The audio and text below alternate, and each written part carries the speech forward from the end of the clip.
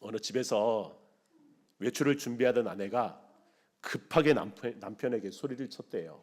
여보, 여보, 큰일 났어, 큰일 났어. 아내의 소리를 들은 남편이 무슨 일인데? 하면서 가봤습니다. 혹시 다쳤어? 다급한 아내의 말에 방으로 들어가 보니까 아내가 그런 말을 하더래요. 여보, 입을 옷이 없어.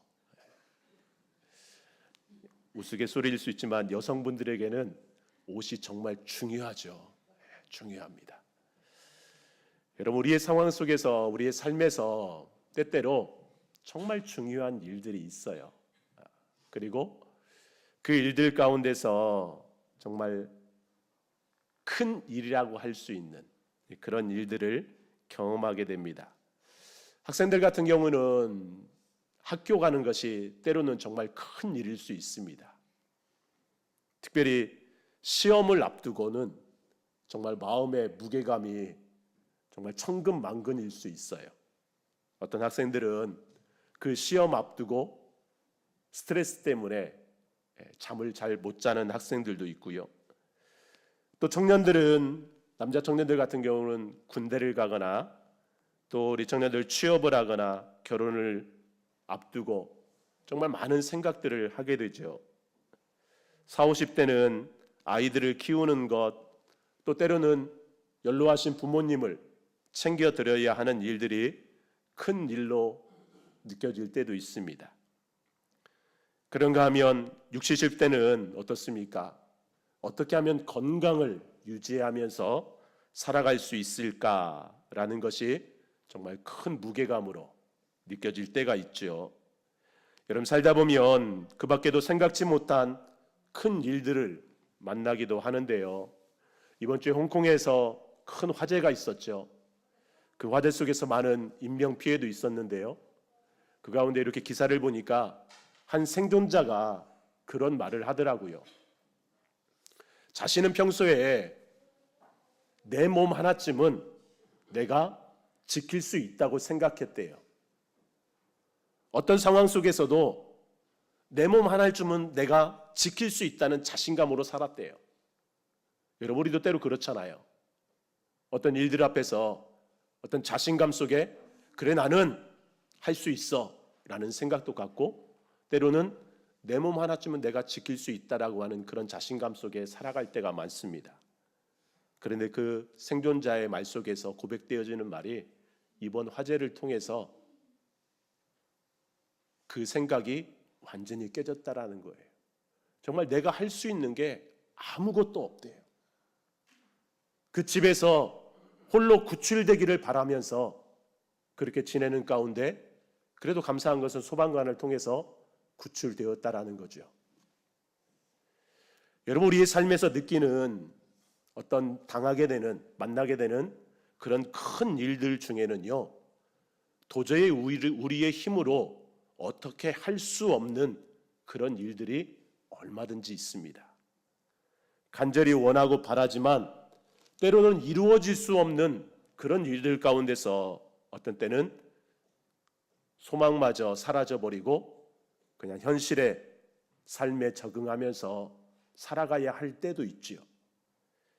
그런데 여러분, 그렇게 전혀 생각하지 못하고 있던 때에 내가 원하는 일이, 원하는 바가 정말 기적처럼 일어난다면 여러분, 어떤 마음일까요? 여러분, 그렇게 기적처럼 소방관에 의해서 살아났을 때의 마음은 어떤 마음일까요? 이제는 죽을 수밖에 없다고 생각했는데 감사하게 살아난 그의 삶 속에서 고백되어지는 것은 내 힘으로 할 수 있는 게 아무것도 없었다라는 거예요. 여러분, 오늘 말씀이 바로 그것을 이야기해 주고 있습니다. 오늘 말씀의 배경은 이스라엘이 바벨론 포로에서 70년 만에 고국 예루살렘으로 돌아온 때를 배경으로 하고 있는데요. 먼저 우리 1절 말씀을 같이 읽어볼까요? 1절 같이 읽습니다. 시작. 여호와께서 시온의 포로를 돌려보내실 때에 우리는 꿈꾸는 것 같았도다. 아멘. 여러분, 그들이요 바벨론의 포로로 잡혀갔을 때는 어떤 생각을 했을까요? 우리가 다시 이 땅 예루살렘으로, 이 땅으로 다시 돌아올 수 있을까? 하나님의 약속이 있었음에도 불구하고 그들은 바벨론의 포로로 잡혀가면서 그저 막막한 미래의 삶을 살아갈 수밖에 없었습니다. 10년, 20년, 30년, 40년, 50년 세월이 흐르면서 그들은 이제 다시 돌아갈 소망마저 어쩌면 사라져 버렸을 거예요. 그런데 70년이 되었을 때 이들의 고백처럼 정말 꿈만 같은 일이 일어났습니다. 하나님께서 페르시아의 고레스 왕을 통해서 그들이 다시 예루살렘으로 돌아갈 길을 여셨던 것이죠. 그런 그들의 입술에서 고백되어지는 말이 2절과 3절입니다. 그때 우리 입에는 웃음이 가득하고 우리 혀에는 찬양이 찼었도다. 그때 문 나라 가운데서 말하기를 여호와께서 그들을 위하여 큰 일을 행하셨다 하였도다. 여호와께서 우리를 위하여 큰 일을 행하셨으니 우리는 기쁘도다. 기쁘도다. 아멘. 아멘. 여러분 그래요. 얼굴에는요 웃음이 사라지지 않았습니다. 얼마나 기쁘던지 웃음이 사라지지 않았고 그들의 입술에서는 하나님을 찬송하는 노래가 흘러나왔습니다. 그리고 그들의 입술에서 고백되어지는 말이 하나님께서 큰 일을 행하셨다라는 거예요. 여러분 생각지도 못한 기쁨의 일들이 일어날 때 어떤 사람들은요 우연히 찾아온 행운으로 여길 수도 있고 또 어떤 사람들은 자신이 그렇게도 간절히 바랬던 그 정성 때문에 이루어졌노라고 이야기할 수도 있을 것입니다. 그런데 오늘 포로에서 돌아온 이들의 입에서 고백되어지는 것은 바로 하나님께서 이루신 큰 일이라는 거예요. 하나님께서 이루신 역사라는 것입니다. 뿐만 아니라 역사적으로 이스라엘이 그렇게 다시 고국으로 돌아올 수 있었던 것은요 다른 나라들의 입장에서 볼 때도 도저히 상상이 되지 않는 일이었어요. 이방 사람들이 볼 때에도 이건 도저히 불가능한 일이었습니다. 그런데 그 일이 이루어진 거예요. 그래서 이방 사람들의 말을 통해서도 다른 나라 사람들의 말을 통해서도 고백되어지는 게 뭐예요? 너희의 여호와 하나님께서 큰 일을 행하셨다라는 것입니다. 상식적으로 생각해 보면 도저히 불가능한 일이죠. 그런데 역사의 주관자이신 하나님이 약속하신 70년이 되었을 때에 그 약속을 이루어 주셨습니다. 예레미야 29장 10절 말씀, 여호와께서 이와 같이 말씀하시니라. 바벨론에서 70년이 차면 내가 너희를 돌보고 나의 선한 말을 너희에게 성취하여 너희를 이곳으로 돌아오게 하리라. 아멘. 아멘. 여러분, 우리가 믿는 하나님은요 약속에 신실하신 분이십니다. 반드시 그 약속을 지키십니다. 그래서 우리는 그 하나님의 약속을 언약이라고 믿습니다. 그리고 그 하나님의 언약은 이 시대를 살아가는 우리들에게도 이루어졌죠. 오랜 역사 가운데서 하나님이 계속해서 약속하셨습니다. 바로 메시아를 보내주시겠다고. 이제 곧 우리는 예수님이 오신 성탄의 계절을 맞이하게 되는데요. 여러분 이 땅에 오신 예수님은 그 신실하신 하나님의 언약 가운데 죄와 사망의 포로였던 우리에게 참된 자유와 안식을 주시기 위해서 보내신 하나님의 아들이시잖아요. 로마서 8장 2절에서는 이렇게 말합니다. 이는 그리스도 예수 안에 있는 생명의 성령의 법이 죄와 사망의 법에서 너를 해방하였음이니라.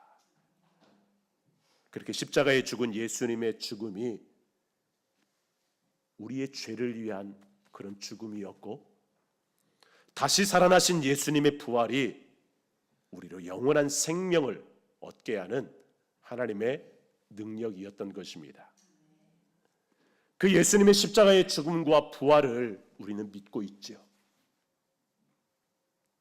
그리고 그 예수님의 십자가와 부활을 믿는 우리들에게는요, 이 세상 그 어디에서도 경험하지 못한 구원의 감격과 기쁨이 있습니다.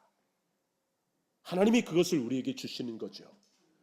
오늘 본문의 이스라엘 백성들이 그 기쁨과 감격으로 인해서 입술의 얼굴에서는 웃음이 끊이지 아니하고 입술에서는 찬양이 흘러나왔던 것처럼 이 시대 예수님을 믿어 하나님의 백성으로 살아가는 우리들도 마찬가지죠. 여러분, 오늘 혹시 이 자리에 아직 그 구원의 기쁨과 감격을 누리지 못하시는 분이 있다면 오늘 이 시간 우리의 죄를 위하여 십자가에 죽으신, 그리고 우리에게 영원한 생명을 주시기 위해서 다시 부활하신 그 예수님을 여러분의 구주요, 여러분의 하나님으로 믿으시기 바랍니다. 하나님께서 이루어 가시는 그 큰 일의 역사가 여러분의 삶 가운데도 반드시 일어날 것입니다. 여러분 4절과 6절 말씀을 이어서 읽겠습니다. 4절부터 6절 같이 읽습니다. 시작. 여호와여, 우리의 포로를 남방 시내들 같이 돌려보내소서. 눈물을 흘리며 씨를 뿌리는 자는 기쁨으로 거두리로다. 울며 씨를 뿌리러 나가는 자는 반드시 기쁨으로 그 곡식단을 가지고 돌아오리로다. 아멘. 아멘.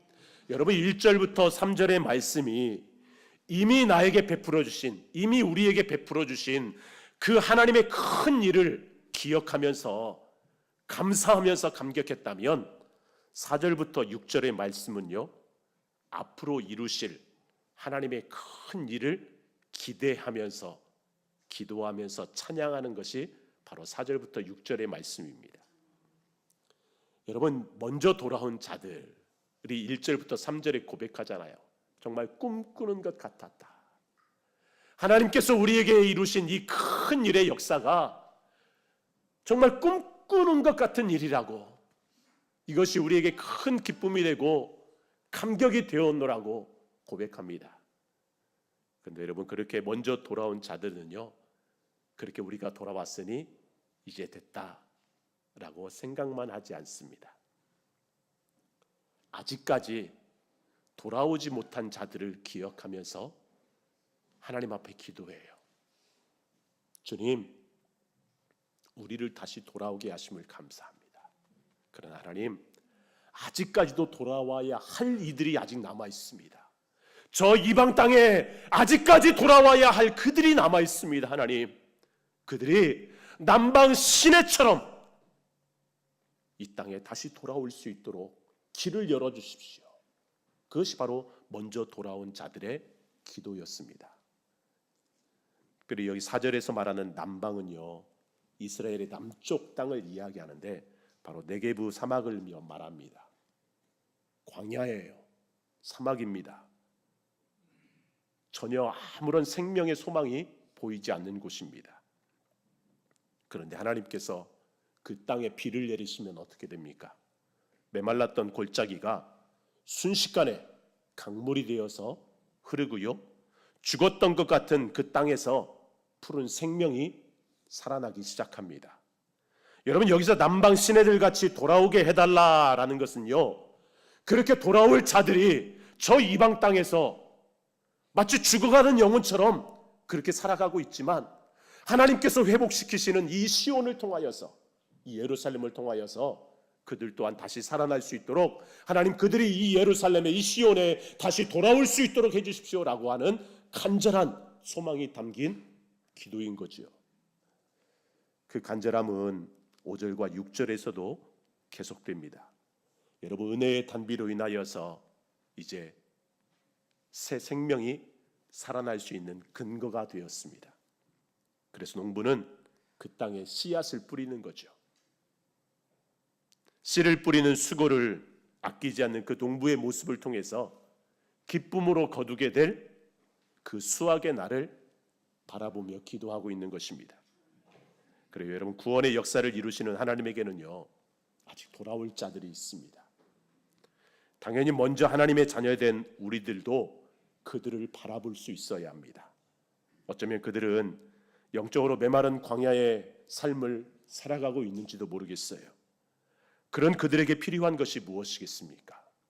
하나님께서 내리시는 은혜의 단비, 생명의 단비가 아닐까요? 당연히 우리에게도 그 간절함이 있어야 합니다. 하나님, 메마르고 상한 영혼으로 살아가는 그들에게 하나님 은혜의 단비를 내려주십시오. 생명의 단비를 내려주시고 그들이 하나님께 돌아올 수 있도록 해주십시오. 여러분, 요한복음에 보면 우리 예수님이 당시 유대인들이 절대로 상종하지 않던, 절대로 가지 않던 그 땅으로 예수님이 이 마음을 품고 가셨습니다. 바로 사마리아 수가성에 사는 그 우물가의 여인을 만나기 위해서죠. 그 여인을 만나서 예수님이 하신 말씀이 뭐예요? 이 물을 마시는 자는 다시 목마르려니와 내가 주는 물을 마시는 자는 영원히 목마르지 아니하리니 내가 주는 물은 그 속에서 영생하도록 솟아나는 샘물이 되리라. 아멘. 아멘. 사랑하는 성도 여러분, 우리 예수님만이 죽어가는 영혼들을 살릴 수 있는 영원한 샘물인 줄 믿으시기 바랍니다. 여러분, 하나님은 메마른 광야와 같은 모습으로 살아가는 이스라엘을 회복시키셨습니다. 마찬가지로 이 시대에 정말 길이요 진리요 생명 되신 예수님 없이 살아가는 메마른 영혼들을 다시 살리기를 원하십니다. 감사한 것은 우리는 먼저 그 하나님의 부르심을 따라서 하나님의 큰 일을 통하여서 예수님을 믿고 하나님의 자녀 되어 예수님 안에서 영원한 생명을 누리며 살아가고 있습니다. 여러분, 원하기는 그렇게 우리 영혼이 살아난 것처럼 여러분의 가정도 여러분의 일터도 다시 살아나는 역사가 있기를 주님의 이름으로 축복합니다. 그리고 그 구원의 큰 일을 이루신 하나님께서 계속해서 살려내야 할 그 영혼들을 여러분 바라보시기 바랍니다. 어쩌면요, 그들이 다시 돌아오는 것은 정말 눈물을 흘리면서 나아가는 그 농부의 수고와 인내가 필요한지도 모르겠어요. 그리고 그들을 향한 우리의 기도, 복음을 전하는 우리의 말 한마디 한마디, 우리의 행동 하나하나가 바로 기쁨으로 거둘 곡식을 기대하면서 뿌리는 그 씨앗이 될 수 있습니다. 여러분, 다음 주 우리가 위들 축제를 통해서 함께 예배하기를 원하는데요, 여러분 기억하십시오. 하나님은 은혜의 단비, 생명의 단비를 내려서 죽어가는 영혼들을 다시 살려내십니다. 반드시 그 곡식을 거두게 하십니다. 여러분, 우리 주암교회가 이 시대에 어떤 교회가 되어야 할까요? 그냥 우리만의 교회가 되어야 할까요? 저는 그렇게 생각하지 않습니다.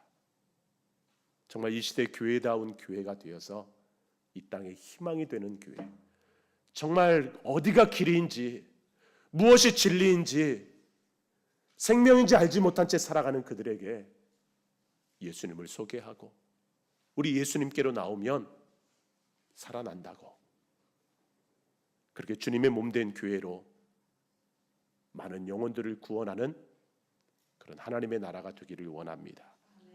원하기는 우리 교회가, 저와 여러분이 그 일에 쓰임받는 하나님의 사람들 되기를 주님의 이름으로 축복합니다.